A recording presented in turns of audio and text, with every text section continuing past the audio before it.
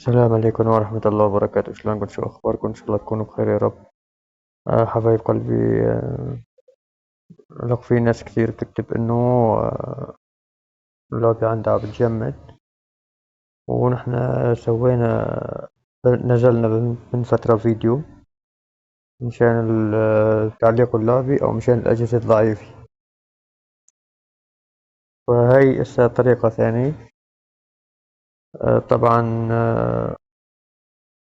هاي الطريقة في ناس منزلة التحديث الاختياري. إذا بتعرفوا إنه نزل أول شي تحديث حدثت العالم المزرعة، رجع بعديها نزل التحديث الاختياري اللي بس إنك تشغل المزرعة بيطلع لك رسالة إنه التحديث الاختياري. فهلأ بصراحة أنا ما حدثت التحديث الاختياري، بس حدثت المزرعة يعني بس حدثت التحديث النظامي. وهي المزرعة عندي طبعا ما مشغل لها شي ولا عامل لها أي شي مثل ما شايفين. هاي الشغلة كمان بترجع لحالة الجهاز، يعني لأنه التحديث هذا جد طلع ثقيل شوي على الأجهزة. فالمهم شباب، آه اللي محدث التحديث الاختياري يفضل إنه يتأكد إنه رابط مزرعته بالسوبر مشان ما تروح، ويرجع يمسح المزرعة وينزلها من أول وجديد. طبعا إذا طلع له التحديث الاختياري ما عاد يحدث.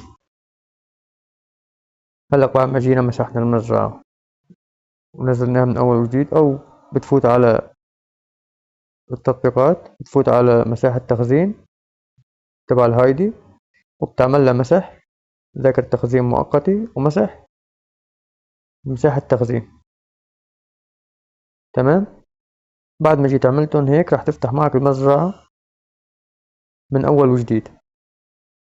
هلا قبل ما نجي نشغل المزرعة، بعد ما جينا عملنا مسح بيانات أو حذفناها ونزلناها من جديد، راح تجي تدخل على الضبط، راح تنزل على شيء اسمه حالة الجهاز أو لمحة عن الجهاز أو ضبط الجهاز. طبعا راح يكون كل جهاز في له اسم شكل. راح ندخل على إصدار رقم الطراز، راح تكبس عليه 7 مرات، راح يدخلك على خيارات المطور. هلا هون راح نرجع نكتب خيارات المطور.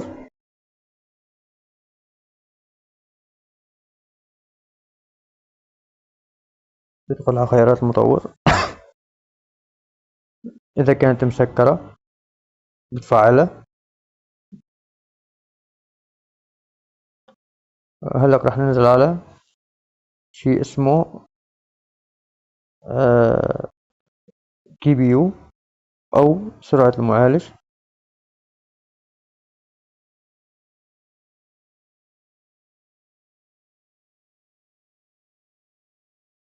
ها هو تفعيل كي بي يو، راح نفعله. تمام حبايب قلبي.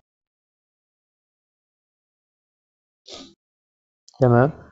وهلا بعد ما جينا فعلنا الكي بي يو نرجع أو سرعة المعالج نطلع منه ونجي بنشغل اللعبة. بس طبعا يفضل انك تعمل له يعني يفضل انك تعمل له إعادة تشغيل الجهاز. تعمل إعادة تشغيل الجهاز بعدين تدخل على اللعبة بيدخل عليها نظامي.